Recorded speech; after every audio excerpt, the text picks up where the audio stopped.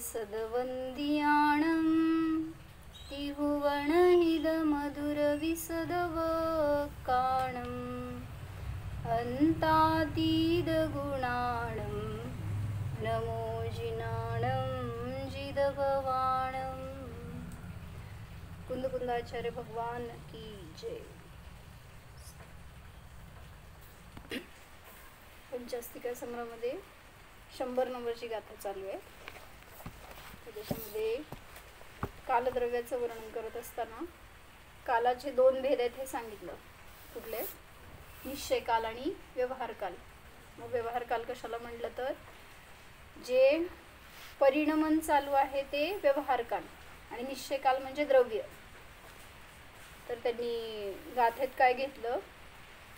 कालो परिणाम भो परिणामो दव काल संभूदो दोन्नम एस सहाओ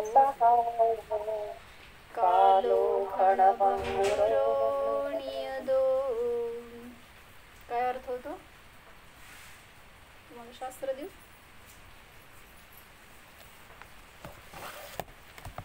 हे घ्या मागे टीका ठेवायला वर पीठिका आहे का?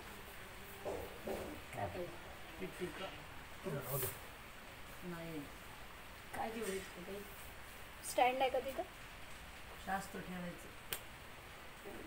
एक मिनिट। काय सांगितलं? कालो परिणाम भव। काल हे परिणामापासून उत्पन्न होतो। परिणामो दव काल संभूदो। परिणाम आहे तो द्रव्य कालापासून उत्पन्न होतो। म्हणजे द्रव्य काल म्हणजे जे नित्य असलेलं कालद्रव्य आहे आणि त्याचं परिणमन म्हणजे व्यवहार काल आहे। मग तो कसा ज्ञात होतो त्याच्यासाठी सांगतायत की जे जीवपुद्गलाचं परिणमन आहे त्याच्यावरून व्यवहार कालाचं ज्ञान होतं। व्यवहार काल म्हणजे काय विचारावं? व्यवहार काल म्हणजे हे जे आपण म्हणतो ना समय, घंटा, हे सगळं आहे ते काय तुमचं वर्ष दिवस हे सगळं परिणमन ह्याला म्हणायचं व्यवहार काल जे आपण मोजतो। आजी नाही ऐकायला नुसतं जवळ आहे की आजी? ती घ्या घ्या। तर म्हणून सांगितलं की त्याचं स्वतंत्रतेने ज्ञान होत नाही कालद्रव्याचं। मग तुम्हाला समजण्यासाठी असं मूर्तिकावरून त्याला जाणलं जातं। जीव आणि पुद्गलाच्या परिणमनावरून कालद्रव्याचं ज्ञान होतं। जसं आपण लहानाचे मोठे झालो, ज्ञानीचे अज्ञानीचे ज्ञानी झालो का उलट? ज्ञानीचे अज्ञानी झालो, दोन्ही झालं। म्हणून सांगायला की असं परिणमन थोडक्यात कालद्रव्याचं कार्य आहे। म्हणजे ते मदत करतं स्थायी द्रव्यांच्या परिणमनामध्ये। म्हणून कालद्रव्य हे परिणामापासून उत्पन्न होतं म्हणजे जीव पुद्गलाच्या परिणमनावरून उत्पन्न होतं। दोन्नम एस सहाओ। बोला की जे अर्थ सांग। दोन्नम एस सहाओ कालो क्षणभंगुरो नियदो। दोन्नम एस सहाओ कालो क्षणभंगुरो नियदो। ते दोन्नम म्हणजे दोन्हींचं म्हणजे निश्चय काल आणि द्रव्य। व्यवहार काल आणि निश्चय काल। व्यवहार काल आणि निश्चय काल दोघांचा हा स्वभाव आहे। स्वभाव स्वभाव क्षणभंगुरो नियतो। दोघांचा हा स्वभाव आहे जो वर सांगितला तो। व्यवहार काल म्हणजे पर्याय समय। तो व्यवहार काल आहे तो क्षणभंगुर आहे। नित्य घेतलं मग नित्य कोण आहे तर निश्चय काल नित्य आहे। द्रव्य काल क्षणभंगुर आहे। द्रव्य काल नव्हे, पर्याय काल क्षणभंगुर आहे। काल क्षणभंगुर आहे असं निश्चित रूपाने सांगितले। काल क्षणभंगुर आहे आणि नियदो म्हणजे नित्य आहे, हे दोन्ही घेतलं। मग क्षणभंगुर कोण आहे तर व्यवहार काल, नित्य कोण आहे तर द्रव्य काल किंवा निश्चय काल, असं दोन्हींचं वर्णन याच्यात सांगितलं। वाचते का टीका खालची? वाचत हे व्यवहार काल आणि निश्चय कालाच्या स्वरूपात। अहो मला संस्कृत टीका वाचायची। कालो समय निमिष घटिका दिवसादि रूपो व्यवहार काल। दिवसादि रूप व्यवहार काल। व्यवहार काल कशाला म्हटलं तर समय, निमिष हे सगळे युनिट आहेत बरं का। ते कालाचे, काळ द्रव्याचं परिणमन जाणण्याचे हे युनिट्स म्हणायचं। काय म्हणायचं युनिट? तर मराठीमध्ये काय म्हणायचं? युनिट म्हणजे एकक. एकक, त्याचं ते दर्शक आहे असं. परिमाण. परिमाणाचं, हां, व्यवहार कालाचं परिमाण असं मोजलं जातं. समय, निमिष, घटिका, दिवस आदी रूप आहे जो तो व्यवहार काल आहे. पुढं सच कथम भूत आणि तो कसा आहे, कशा प्रकारचा आहे व्यवहार काल? परिणाम भवो मंद गती रूपेण रूपेण अणोः अणोः अण्वन्तर अन्वंतर व्यतिक्रमणम नयनपुट विघटनम जलभाजन हस्त विज्ञान रूप पुरुषचेष्टितम दिनकर बिंब आगम नित्यम आगमनम इति एवं एवं स्वभावः उद्गल द्रव्य क्रिया पर्याय रूपः परिणामः तेन व्यज्यमानत्वात् प्रकटीक्रियमाणत्वात् एतोः व्यवहारेण उद्गल परिणाम भवः भव इति इति उपगीयते उपनीयते परमार्थेन तु कालाणुद्रव्यरूपः द्रव्यरूप निश्चय कालस्य पर्यायः. बस. तर इथपर्यंत काय सांगितलं? व्यवहार काल काय आहे हे सांगायला लागलेत. कसा असतो तो? परिणामापासून उत्पन्न होतो. सहज कथम भूतः घेतलं ना, तो व्यवहार काल कसा आहे? तर मंद गती रूपाने अणोः अण्वन्तर व्यतिक्रमणम. काय सांगितलं? त्या त्रिलोकाच्या नकाशावर प्रत्येक प्रदेशावर अणु अणु आहे. समजा परमाणू प्रत्येक प्रदेशावर आहे, तर एका अणूचं उल्लंघन करून दुसऱ्या अणूवर जाण्यासाठी जेवढा काळ लागतो मंद गतीने, मंद गती रूपाने एक अणू का दुसऱ्या अणू तक पोहोचना, ह्याला म्हणायचं समय किंवा सगळ्यात लहान काळ. कालद्रव्याचं सगळ्यात लहान परिणमन. एका अणूला उल्लंघन करून दुसऱ्या अणूपर्यंत जाण्यासाठी किती दूर आहे हो? अणूपासून अणू लगतच्या प्रदेशालाच. आपण तर हे एवढं एकदम जवळ म्हणतो ना, ह्याच्यामध्ये पण असंख्यात प्रदेश आहेत. म्हणजे जेवढं पण त्यांनी काळ पण सांगणार कसा आहे तो प्रदेश, पण आपण पाहू शकत नाही इतकं. जे पाहू शकतो ते असंख्यात प्रदेश आहेत.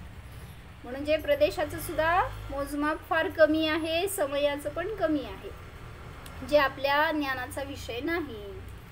जे अतिंद्रिय ज्ञानी आहेत ते जाणू शकतात एक समय काय आहे, एक अणू काय आहे, कालाणू काय आहे. ह्याच्यासाठी मंद गती रूप से एक अणु का दूसरे अणु तक पहुंचना. नयनपुट विघटनम. काय अर्थ? नयन म्हणजे डोळे, डोळ्याच्या पापण्या संबंध. हाँ, नयनपुट विघटनम, आँखों के पलक का खुलना. किती वेळ लागला? हा, तो पण काळ हे सांगायचं, त्याचं मोजमाप. पुढं ते बहुतेक समय, निमिष, घटिका ह्यांचं खुलासा करायला लागले. ते समय म्हणजे काय? एका अणूपासून दुसऱ्या अणूपर्यंत जाण्यासाठी मंद गतीने जो वेळ लागला त्याला समय म्हणलं. निमिष म्हणजे काय? म्हणजे हे पूर्वी अशा युनिट्समधनं मोजत होते. पूर्वी लोक, तुम्ही जसं ते पायली काय म्हणायचं, त्याच्या खाली काय असतं अजून वजन मोजत होतं ना, पायली, चिपट, चिपटी, हा असलं आदली, पायली. तर ते त्याचे वजन मोजायचं युनिट्स होते ना. तसं हे आधीचे युनिट्स होते. समय, निमिष, घटिका अशा त्या युनिट्समध्ये ते मोजत होते. तर आता ते आपल्या ज्ञानाचा विषय नाही म्हणून ते सोडून दिलं, किंवा ते शब्द नाही राहिले. मग एका अणूपासून दुसऱ्या अणूपर्यंत जाण्यासाठी लागलेला वेळ समय म्हणलं. निमिष म्हणजे काय? डोळे झाकून उघडायला जेवढा वेळ लागला. किती वेळ लागला? झाकाने उघडा बघू. किती वेळ लागणार आपण झाकून उघडायला? तेवढा वेळ म्हणजे निमिष. म्हणजे आपल्या आपण कॅच करू शकत नाही इतका तो छोटा समय आहे, छोटे काळ आहे. पुढं घटिका म्हणजे काय? काय ते? जलभाजन. रूप पुरुष चेष्टितम. जल भरने के पात्र का हाथ से विशेष ज्ञान रूप पुरुष की चेष्टा द्वारा होना. काय है? जल भरने के पात्र का हाथ से विशेष ज्ञान रूप पुरुष की चेष्टा द्वारा होना.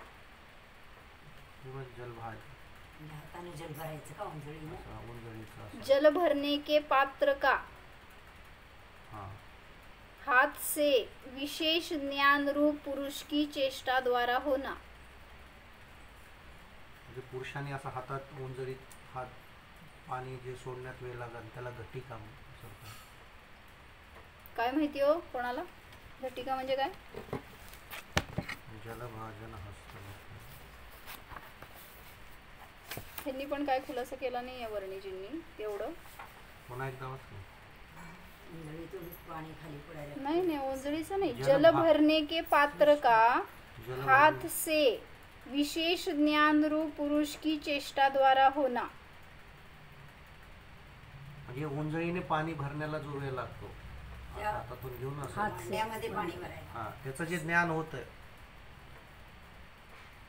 जलाच्या पात्रामध्ये हाताने पाणी भरायचं. हाताचं काय कळे ना त्याने हाताचं काय हाताचं सांगायला ओंजळ. लागलं. नाही नाही पण तसं तिथं घेतलं हस्त नाही. म्हणजे पात्र झालं ते. भाजन म्हणजे पात्र. जलभाजन हस्त विज्ञान रूप हा, पुरुष भाजन चेष्टितम। म्हणजे पात्र. जल भरने के पात्र का हाथ से विशेष ज्ञान रूप पुरुष की चेष्टा द्वारा होना। मला वाटते ते जे असायचं ना माप वाळूचं. वाळूचं टाईप असं काहीतरी ते पाण्याचं असेल पण हाताचं काय घातलं त्यामध्ये काय कळलं नाही। बघू काय मग ते हात से असं पहिला घेतले असते ना खुलासा करताना हाताने जल भरून टाकण्याचं असं घेतले असते। जल भरने के पात्र का एखादं पात्र आहे त्यात जल भरलेलं आहे हात से विशेष ज्ञान रूप पुरुष की चेष्टा द्वारा होना। ठीक आहे हे एक माप आपण नंतर बघू काय आहे ते विचार करून सांगते त्याच्यावर। पुढचं घेतलं दिवस। दिवस म्हणजे कसं घेतलंय दिनकर बिंब गमनम दिनकर बिंब आगमनम सूर्य का सूर्योदय आगमन होना। इस प्रकार इनका स्वभाव है। म्हणजे समय निमिष म्हणजे काय घटिका म्हणजे काय शास्त्रात असे शब्द येतात निमिष मध्ये वगैरे 10 निमिष 20 निमिष असं किंवा एवढ्या निमिषांचं सेकंद हा आपण म्हणतो पुढं पुढं ते त्याचं होणार। मिनिट सेकंद तास अर्धा तास मग ते त्याच्यामध्ये सगळ्यात कमी काय आहे तर हे निमिष आहे त्यापेक्षा कमी समय आहे। मग त्या निमिषचं मोजमाप कसं करायचं तर डोळे उघडून झाकेपर्यंत किंवा झाकून उघडेपर्यंत जेवढा वेळ लागतो त्याला निमिष लवेसपर्यंत। घटिकात किती वेळ येतो तेच सांगायला ते जल भरण्यासाठी नाही म्हणजे 1 मिनिट काय हा असं नाही काय त्यांनी घेतलं घडी दिवस घटिका 1 मिनिट पण लागणार नाही ना पापणीला व्हायला किती वेळ दिवसापेक्षा कमी आहे एवढं समजते घंटा असेल ते बहुतेक असं 24 घटिका येते ना किती घटिका येते 6 घटिकाचं है ना 6 घटिकाचा दिवस असतो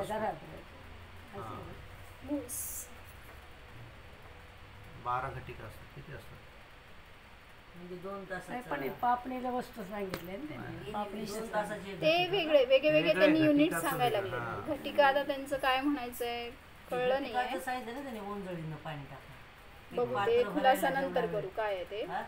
आता सूर्याचं येणं आगम त्याला सूर्य दिवस येऊन म्हणतात। अस्त होण्यापर्यंत एक दिवस झाला तो सूर्याचं आगमन होणे हे दिवस रूप व्यवहार काल आहे। इति एवं स्वभावः अशा प्रकारचा हा स्वभाव आहे। उद्गल द्रव्य क्रिया पर्याय रूप परिणामः उद्गल द्रव्याची क्रिया पर्याय रूप जो आहे तो परिणाम आहे। म्हणजे गाथेमध्ये जो परिणाम शब्द घेतलाय ना तर तो परिणाम म्हणजे काय उद्गल द्रव्याची क्रिया पर्याय बदलणे का हा म्हणजे जी पण पर्याय असेल त्याचं परिणमन तुम्हाला दिसतं म्हणजेच ते कालद्रव्याचं तिथं कार्य चालू आहे। जसं ही भिंत आहे ह्याचं कलर नवीन होता आता जुनं झालं मग त्याला म्हटलं परिणमन झालं। मग हे तुम्हाला कालद्रव्य दिसलं का पुद्गल दिसलं काय दिसलं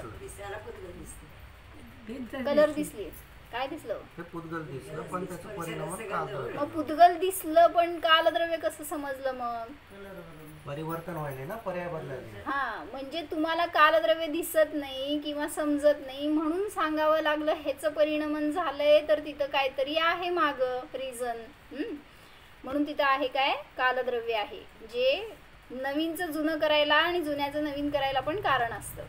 जुन्याचं नवीन काय होतं जुन्याचं नवीन काय होतंय रिसायकलिंग होते की तुमचं रिन्युएशन करता काय घराचं रिन्युएशन केला मंदिराचं केलं रंग दिला नवीन झालं का जुनं होतं ते नवीन झालं का घर दिसायला लागलं म्हणजे दिसतंय ते म्हणजे बदललं ना जुन्याचे काहीतरी. नवी पर्याय बदलले. आपण पाहायची दृष्टी ते नवीन आहे म्हणून, नाहीतर मोडीतून भांडे बनवतात. मोडीतले भांडे नवीन केले का? कारखाना.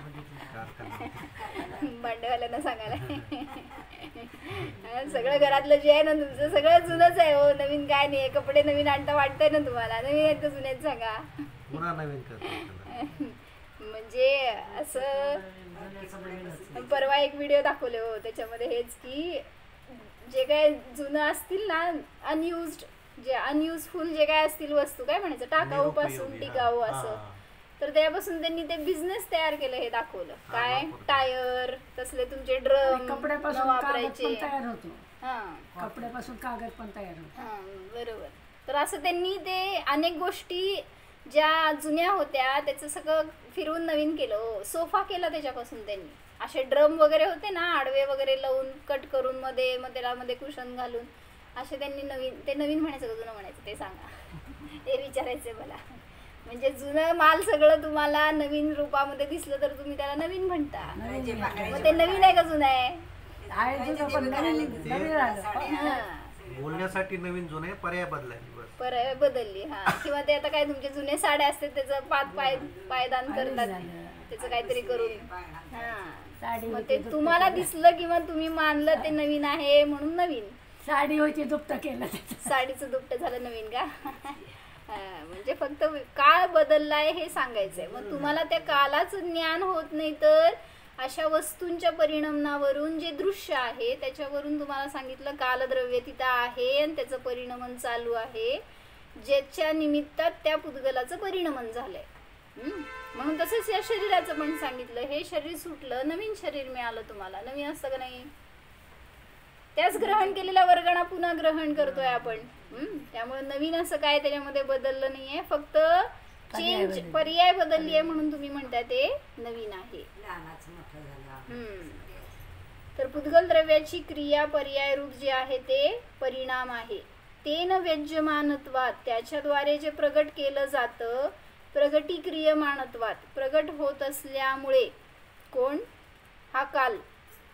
उससे प्रगट क्रियारूप हेतु होने से व्यवहारने से पुद्गल परिणाम भव ऐसा कहते हैं. म्हणून त्यांनी गाथेमध्ये सांगितलं परिणाम भव, परिणामापासून उत्पन्न होतं ते काल असतं. ॲक्च्युली कालद्रव्याची उत्पत्ती होत नाही, कुठल्याही द्रव्याची उत्पत्ती होत नाही. मग का असं सांगितलं?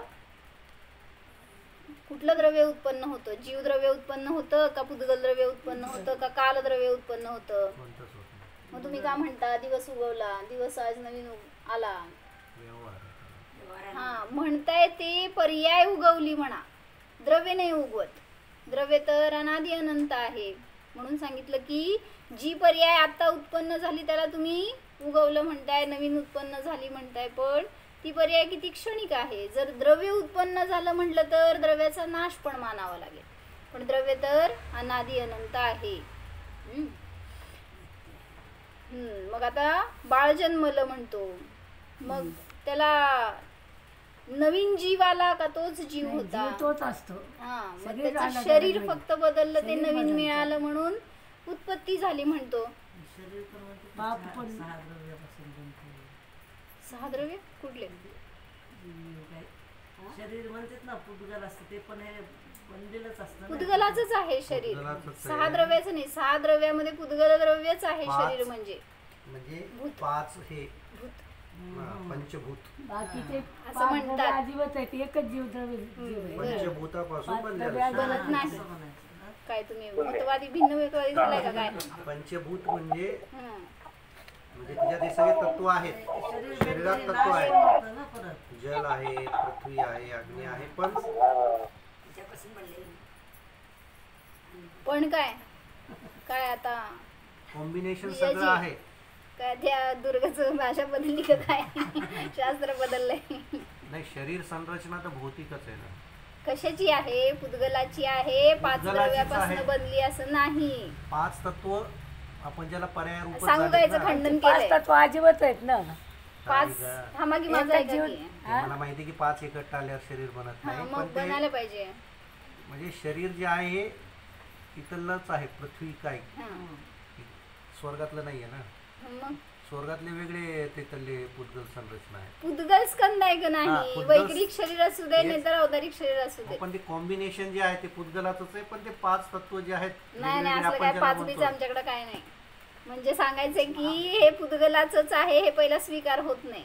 मग ते प्रमेय कमल मार्तंड मध्ये त्यांनी खुलासा केलाय हो, की काय केलं, मानलंय त्या चारवाकांनी की पंचमहाभूतापासून त्यांच्यात आहे पंचमहाभूत. जीवाची उत्पत्ती होती असं. पण ते पंचमहाभूताला पुद्गल नाही मानत ना, आपण पुद्गल मानतो. पण त्याच्यापासून जीव उत्पन्न होतं हे नाही नाही, मानत जीव आम्ही. नाही, आपण शरीराची चर्चा पण करतो. शरीर सुद्धा त्यापासून उत्पन्न होत नाही. पंचमहाभूत म्हणतात मग त्यांनी सांगितलं की थांबा आहे का, त्यांनी उदाहरण दिलं एक, म्हणले जर तुम्ही असं म्हणताय की पंचमहाभूतापासून जीवाची उत्पत्ती होते, तर त्यांनी काय केलं, हंडीमध्ये पाणी ठेवलं, खालनं आग लावली, त्याच्यामध्ये डाळ घातली.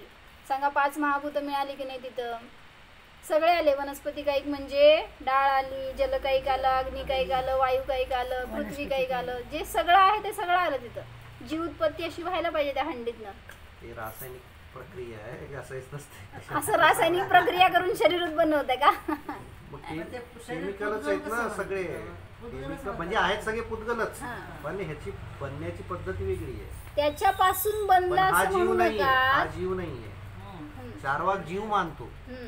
चारवाक काय म्हणतो, यावत जीवित सुखम जीवित रणम तर ते मान्य की, पण म्हणजे मला ते- म्हणायचंय जीवाची उत्पत्ती सुद्धा त्याच्यापासून जीवापाची होती असं नाही म्हणू म्हणायला नका. पाहिजे. शरीराची सुद्धा शरीर जे आहे, ह्या शरीरामध्ये पाणी आहे, आहेच आहे ना. आहे ना, पण ते हे- 5 हे भूत म्हणजे आपण- काय आपण म्हणतात? ज्याला पंचभूत आजच्या काळात म्हणतो ते जल हे तत्व, हम्म, म्हणजे आपण म्हणतो त्याला हम्म, व्यावहारिक दृष्टीने, हम्म. है ना. मग त्याच्यापासून जीव तयार झाला, जीव शरीर तयार नाही, झाला असं शरीर तुम्हाला संरचना म्हणायचंय. जी होती पृथ्वी वर आहोत, तर पृथ्वीतूनच बनणार ना. आता काय तुम्हाला जिजाजी, पृथ्वीतून कसं बनणार आहे? मग कुठून बनणार आहे? जे आता तिथं काय सांगितलं माहिती का, अष्टसहस्रीमध्ये एक उदाहरण आलं की म्हणले शेण पडलंय, त्या शेणामधून विंचू उत्पन्न झाला असं त्या शंकाकारांनी विचारलं. मग म्हणले तिथं आला नाही का जीव, मग शेणापासून उत्पन्न झाला का नाही सांगा? शेणामध्ये जीवाची उत्पत्ती असती ना. नाही, पण शेणापासून अगं योनी शेणात किडे जे होते, पण त्या शेणापासून कसे तयार होते? हा ना, मग त्याच्यासाठी त्याला त्यांना नाही ना. सांगावं लागलं की तिथं शरीर बनलंय पण जीव नाही बनला, तेच सांगा. हे सांगितलं. पण शरीर पण त्याच्यापासून बनलं असं नाही, नाहीच आहे ते. बस आहे त्या. कशी बनते मग शरीराची रचना? ही शरीर आता सांगितलं ना, आहार वर्गणा ग्रहण करतो जीव, आणि मग गर्भामध्ये आल्यावरच तुमच्या त्या शरीराची रचना सुरू झाली आहे. मग तिथं थोडी काय तुम्हाला मिळाले पृथ्वी अग्नी जल वायू कशापासून बनले, गर्भातच सुरुवात झाली त्या शरीराला बनण्याची प्रोसेस. मग म्हणून आपणच ते वर्गणा ग्रहण करतोय, तशी शक्ती आपल्यामध्ये आली आणि आपण त्याचं रचना केली. मग त्या मागं आहेत सगळे नामकर्म आहे, आयुकर्म आहे, ज्या गतीत गेला त्यानुसार ते शरीर प्राप्त होणार. पण पुद्गलच आहे ना सगळं. मान्य आहे की जल पण शरीर पुद्गल हे आहे, अग्नी पण आहार पुद्गल आहे. वर्गणांपासून बनतं. हा, मग सगळ्या वर्गांना पुद्गलच आहे, पुद्गल. फक्त आपण त्याला वेगवेगळे नावं दिलेत त्याच्या. तुम्ही जे म्हणताय ना, तर त्याला समूर्छन म्हणा. जे काय समूर्छन. क्लायमेटिक चेंजेसमुळं त्याच्यातून ग्रहण करून जे जीवाची उत्पत्ती होती हे म्हणताय ना त्या ठिकाणी त्या शरीराच्या, तर ते समूर्छन जीवाचं शरीर बनतं आणि जीव दुसरीकडून येऊन तिथं जन्मतो. जसं ह्याच्यामध्ये पण सांगितलं कुठं, स्वयंभूरमण समुद्रामध्ये जे महामत्स्य आहेत, तर त्या महामत्स्यांचं सुद्धा इतकं शरीर मोठं आहे की जवळपास हे सोलापूर जेवढं मावेल ना तेवढं एक 12 योजनचं मास- सांगितलंय. नाही एक योजन, एक 100 थांबा सांगते मी तुम्हाला, 1000 योजन त्याची लांबी असेल. अशी सगळ्यात मॅक्झिमम असणारा तो महामत्स्य 1000 महामत्स्य तो योजन. आणि त्याच्याच कानात एक मत्स्य असतात. हा, थांबा की थांबा, त्याचं शरीर कशाने बनलं, इतकं मोठं शरीर कशाने बनलं, म्हणजे आम्हाला जरा त्याच्यावर फार प्रश्न पडला होता. जर त्याला समूर्छन म्हणला तर ते सगळ्या वर्गणा ग्रहण करून बनणार आहे शरीर, आणि पुन्हा असंच विलीन होऊन जाणार आहे. दुसरं जेव्हा जन्मणार तेव्हा दुसऱ्याला पण पुन्हा तशाच प्रकाराने शरीराची रचना होणार. जाऊ दे, ते आपल्याला तिथं बघून माहित नाही आहे. इथं जी मुंगी आहे ना, ह्याचं शरीर कसं बनलं, जे डास आहेत किडे आहेत त्यांचं शरीर त्यांचे कसं अंडे बनलं. असतात की अंडे जन्म घेतात. जिजाजी, अरे ते काय त्यांची पण अंडे असतात माहित नाही का? अहो काय ते विविपेरस आहे का ओविपेरस आहेत का, ते गर्भज आहे काय म्हणायचं त्यांना, अंडाच आहे. हे सगळे समूर्छन आहेत. एकेंद्रियापासून पंचेंद्रियापर्यंत जाऊ दे चतुरेंद्रियापर्यंतचे सगळे जीव समूर्छन आहेत. कशी उत्पत्ती होती हो?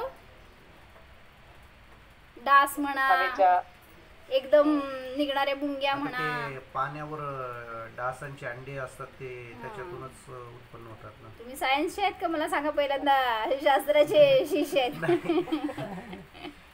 सायन्स कोणाचे दोन्ही मिक्स करायला गेला की अवघड होते. मग मी सायन्स मधनं इथं आली आत, कारण सायन्सला उत्तरच नव्हती कुठली. म्हणजे म्हणले होते ना, मागं सांगितले होते इथं कोठाड्या काका होते सोलापूरमध्ये आणि ते लब्धीसार शिकवत होते आणि मी आपल्या शाळेत शिकत असताना जाऊन बसणार ऐकायला. आणि मग त्यांनी सांगितलं, म्हणले समूर्छन जीवांची उत्पत्ती अशी होत असते. कशी हो? वातावरणातल्या चेंजेसनी, वातावरणात संपर्कात येऊन. हां, म्हणजे जे काय ते वर्गणा ग्रहण केल्या जाणार, जसं क्लायमेट आहे तशा अनुसार त्या वर्गणांचं ग्रहण करून तिथे जीवोत्पत्ती होते. मी म्हणले असं कसं होणार? कारण आम्ही शिकलो काय सायकस, शिकलाय का? तेव्हा आम्ही शिकत होते.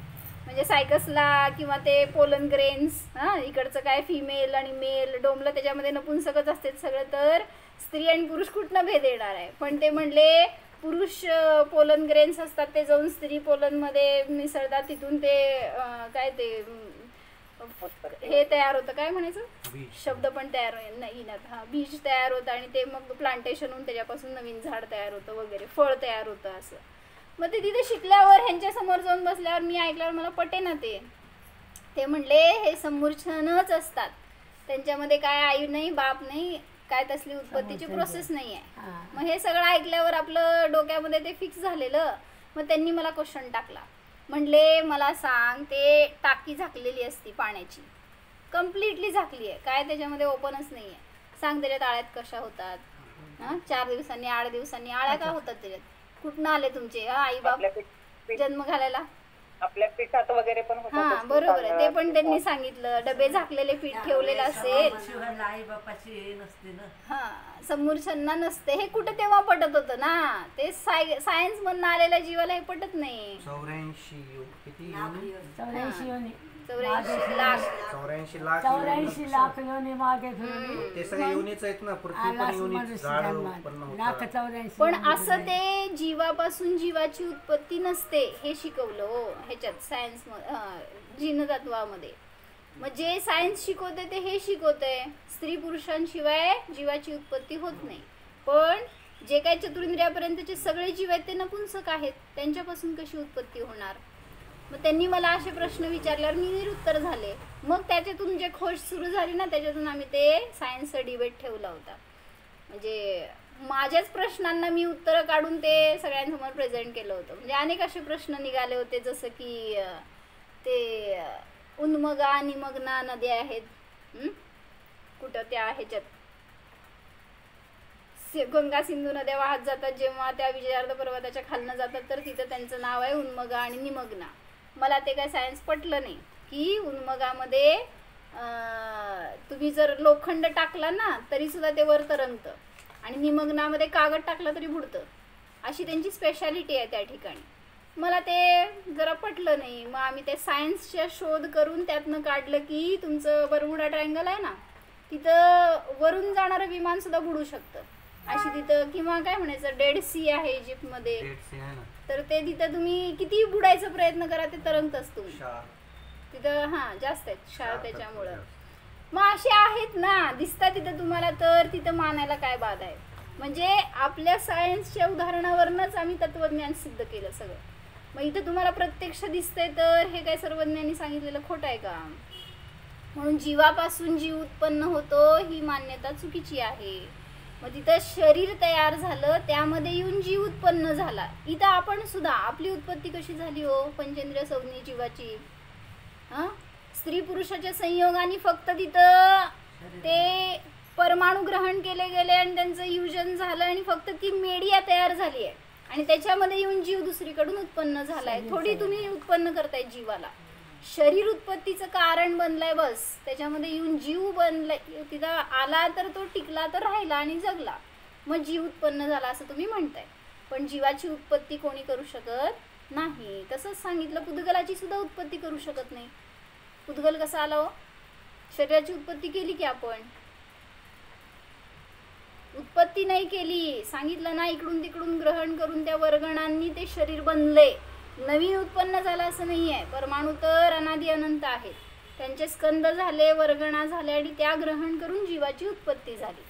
म्हणून कुठल्याही जीवापासून जीव उत्पन्न होत नाही, पुद्गलापासून जीव उत्पन्न होत नाही. बस ते पुद्गल तिथं सहाय्यक रूपाने दिसलं तर तिथं येऊन ते जीव जन्मले. मग असे प्रश्न निघाले की एकदम त्या पावसाच्या मुंग्या का निघतात, एकदम ते तुमच्या लाईटचे किडे का निघतात, आणि जातात कुठं परत? पावसाळी आवाज आली किती त्यांचे आईबाप कुठून आले हो? आणि किती जणांना उत्पन्न केलं? मग म्हणजे असे प्रश्नांना उत्तर नाही आहेत. हा, तुमचे अंडे कुठून आले? त्यांचे अंडे म्हणता ना त्या मुंग्यांचे अंडे. अंडे नाही, ते एक मीडिया आहे बस. तिथं येऊन जीव उत्पन्न झाला. असं नाही आहे की ते अंड्यांना त्यांनी जन्म घातला आणि त्याच्यात येऊन ते परत आले, असं नाही आहे. फक्त ते मीडिया रूपाने आहे. जसं आत्ता आम्ही त्याच्यावरनं सिद्ध केलं की टेस्ट ट्यूब बेबी बनवत आहेत आत्ता. ते पण काय करतायत, बस एक्स क्रोमोझोम वाय क्रोमोझोम घेऊन तिथं ते बाहेर फ्युजन करतात आणि त्याच्यापासून तुम्हाला उत्पत्ती झाली हे सांगतात. पण जीवाला उत्पन्न केलं नाही, मीडिया तयार केली. ते पण अनेक वेळा फेल जातं. म्हणजे जीव जर तिथं येऊन जन्मला तर त्याची उत्पत्ती झाली असं म्हटलं जातं. तसंच आहे हे समोरछंद जीवांचं पण. म्हणजे असे आम्ही लय पॉईंट्स केले होते, बघितलं असेल, ऐकलं असेल तुम्ही. म्हणजे जे जैन विज्ञान वर्सेस सायन्स घेतलं होतं आम्ही, मग त्याच्यामध्ये अनेकांनी हे पॉईंट्स घातले आणि मग जिनतत्वांमध्ये काय त्याची खुलासा आहे हे सांगितलं. जसं सायन्समध्ये त्यांनी परमाणू म्हणला तर ॲटम म्हणतात ज्याला, त्या ॲटमचं सुद्धा विभाजन होतं. त्यामुळं जे सायन्सला मिळालेलं ॲटम आहे ते खरं ॲटम नाही आहे. जे भगवंतांनी जाणलेला परमाणू आहे तो सगळ्यात सूक्ष्म आहे आणि मग त्याच्यापेक्षा सूक्ष्म काही नाही आहे. मग ह्याची सिद्धी करून दाखवली. अशा अनेक गोष्टी त्याच्यामध्ये आम्ही घेतल्या होत्या. कशासाठी चाललं होतं हे सगळं आपलं? की पुद्गलापासून पुद्गलच आलं, जीव नाही. हां, पुद्गलापासून पुद्गलाची उत्पत्ती होते, जीवाची होत नाही. जिजाजींनी सांगितलं, बरं झालं. जीव येऊन तिथं उत्पन्न झाला म्हणलं जात आहे. शरीराला बनवण्याचं कार्य तुमचं परिणाम आहेत बस. ते येऊन युगल तयार झाले आणि ते काय तशा प्रकारचं नाक डोळे कान असे का मिळाले हो तुम्हाला असे का मिळाले? असं शरीर का मिळालं? ते म्हणले असं शरीर झालंय आता की कोण ओळखे ना. म्हणजे कालद्रव्याचं परिणाम चालू आहे ना. मग मी केलेले परिणाम आहेत ना. तर काल पण आमच्याकडे 1-2 जण आले होते दर्शनाला, फार जण आले होते काल तिथं. आणि त्यामध्ये एका मुलाला मी बघितलं होतं, फार छोटा होता तो. आणि आता ऑब्वियस आहे ना, किती वर्षांनी त्याला बघितलं होतं तर मला ओळखलाच नाही तो कोण आहे. मग त्यांनी सांगितलं आता ते कॉलेज कुमार झाले म्हणून बदलले सगळं. असं होत असतं का? म्हणजे परिणमन चालू आहे तर शरीरामध्ये पण बदल होत राहणार. म्हणून हे कालद्रव्याचं परिणमन आपल्याला या जीव पुद्गलाच्या परिणमनावरून ज्ञात होतं. म्हणून कालद्रव्य दिसलं नाही म्हणून नाही असं नाही आहे, तर त्याची सत्ता सुद्धा आहे हे सिद्ध केलं. पूर्ण झालं का वाक्य? ते पुद्गल परिणामापासून उत्पन्न होते इति उपनीयते, अशा प्रकाराने सिद्ध. उपनीयते आहे ना, गीयते आहे का? ते दोन्हीचा अर्थ तोच होतो. परमार्थेन तू कालद्रव्य रूपः निश्चय कालस्य पर्यायः. परमार्थाने कालानुद्रव्य, मी काल वाचले का? परमार्थेन तू कालानुद्रव्य रूपः निश्चय कालस्य पर्यायः. परंतु परमार्थाने म्हणजे वास्तविक रूपाने कालानुद्रव्य रूप जे आहे ते निश्चय काळाची पर्याय आहे किंवा निश्चय काल रूप आहे. कालानुद्रव्य आहे ते नित्य आहे आणि त्याची पर्याय आहे ती परिणमनशील आहे. अनित्य. परमार्थ से तो वह कालाणु द्रव्य रूप निश्चय काल की पर्याय है. जे काय व्यवहार काल आहे तो निश्चय काळाची पर्याय आहे. मग हे समजून आपल्याला काय फायदा?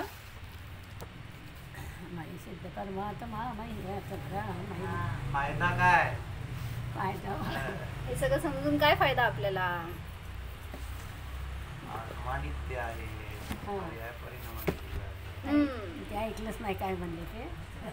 म्हणजे काय म्हणायचंय की माझ्यामध्ये रागद्वेषाची उत्पत्ती होतीये तर आपण म्हणतो काय स्वतःला मी अशुद्ध आत्मा आहे किंवा माझ्यामध्ये काय असं सर्वज्ञ वगैरे होणार नाही, मी असं कसं मी देव होऊ शकतो का? मग हे कालद्रव्य सिद्ध करतं की कालची पर्याय वेगळी होती, आजची पर्याय वेगळी आहे, ही पर्याय नष्ट होणार, पुढची पर्याय उत्पन्न होणार. तर पूर्वीची पर्याय रागद्वेष रूप होती, मोहरूप होती, मग ही बदलून तुम्हाला दुसरी येणार आहे ना. मग तुम्ही काय करताय हो, पुन्हा पुढच्या पर्यायांमध्ये मोह करताय, रागद्वेष करताय. मग काय होणार अप्पाजी, काय म्हणले? रागद्वेष. काय रागद्वेष? पूर्वीच्या पर्यायामध्ये रागद्वेष झाले म्हणून मी सर्वथा रागद्वेष रूपच आहे का? मग माझं परिणमन होऊन वीतरागी अवस्था सुद्धा प्रकट होऊ शकते. हे हा कॉन्फिडन्स आणण्यासाठी म्हणून कालद्रव्याचं वर्णन सांगितलं की तुमच्या ठिकाणी पण कालद्रव्य आहे, तुमचं पण परिणमन होऊन. म्हणून हे जर समजलं तर डिप्रेशनमधून बाहेर येतील अनेक लोक. आणि आज सगळ्यात जास्त पेशंट मानसिक रोगी आहेत. म्हणजे एक जण सायकॅट्रिक भेटले होते मला, म्हणजे दर्शनाला आलेले माताजींकडे, तर त्यांच्याकडनं ऐकायला मिळालं की आजकाल सगळ्या डॉक्टर्सचा धंदा बंद आहे पण सायकॅट्रिस्टचा धंदा जास्त चालू आहे. म्हणजे धंदा इन द सेन्स त्यांचे पेशंट जास्त आहेत. असं का हो? सगळे सायकिक व्हायला लागतात असं आजकाल. म्हणजे मानसिक रोगी सगळ्यात जास्त आहेत. 20 वर्षानंतर प्रत्येक घरात एक पागल. नाही तर काय. म्हणून सगळ्यांनी सायकोलॉजी शिका असं म्हणायचं का? म्हणजे हे तत्वज्ञान समजलं तर हे सगळ्यात मोठी औषधी आहे आपल्यासाठी. म्हणजे म्हणून डिप्रेशन मध्ये जायचं नसेल तर कालद्रव्याचं सुद्धा ज्ञान आपल्याला उपयोगी पडतं की माझी पर्याय पूर्वीची जी होती ती, जे काय घडलं पूर्व आयुष्यामध्ये ते सगळं नष्ट झालं, आता बदलायचं हे माझ्या हातात आहे. मग हे समजलं तर आपण पण स्वतःचं स्थितीकरण करून आनंदाला प्राप्त होऊ शकतो. म्हणून स्वतःला जाणा. हो, जाणा. हा मी अनादि अनंत शुद्ध आत्मा आहे. या आत्म्यामध्ये रागद्वेष नाहीतच, अशुद्धता नाहीच. मी तर अनादि अनंत अशरीरी पवित्र आत्मा आहे. हे शरीर माझे नाहीच. अनुभव करा, मी शरीरापासून सर्वथा भिन्नच आहे. मला जन्म नाही, मरण नाही. मी शरीराच्या अधीन नाही. स्वाधीन सुख स्वरूपोहम सिद्धोहम. ओम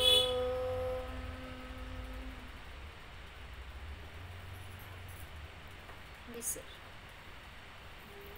हरिहंताणं नमो सिद्धाणं नमो आयर्याणं नमो वज्रायाणं नमो लोये सौवसा.